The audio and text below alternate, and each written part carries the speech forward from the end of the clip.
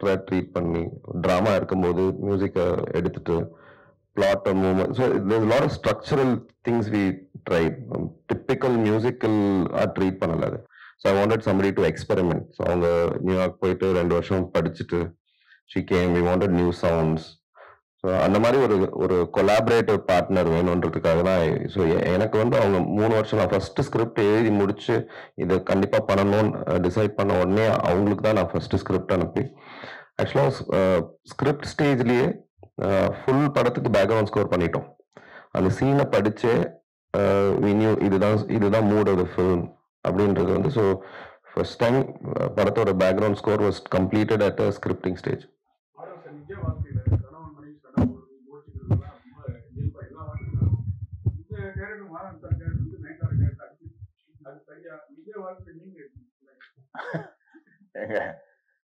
என் உயிருக்கே ஆபத்தாயிரும் இப்ப நாளைக்கு. என் வீட்டுல எல்லாம் கையை யாருமே தூக்கி அடிச்சது கிடையாது. அது நம்ம கலாச்சாரம் கிடையாது.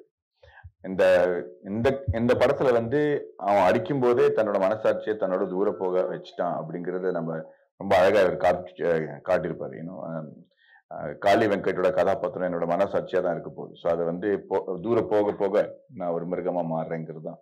அதனால அவன் வந்து ஒரு நெகட்டிவ் கேரக்டரா மாறும்போது அதுக்கப்புறம் நல்லது என்ன கெட்டது என்ன கலாச்சாரம் என்ன அப்படிங்கறத நம்ம பாக்குறது இல்லை. அதனாலதான் அந்த மாதிரி கை நீட்டு எடுத்துருக்கோம்.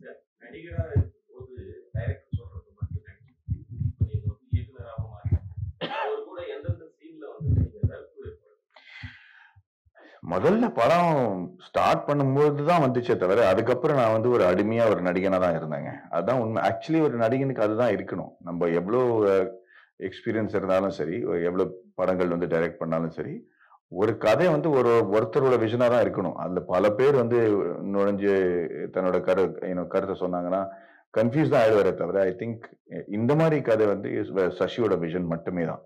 ஸோ அதுல வந்து எந்த விதமான டிஸ்பென்ஸோ ஆர்குமெண்டோ வந்தது கிடையாது. அது இவர் என்ன நினைக்கிறாரு அதை நான் எப்படி பண்ணும் அப்படிங்கறதா சேலஞ்சிங் எனக்கு இருந்துச்சு.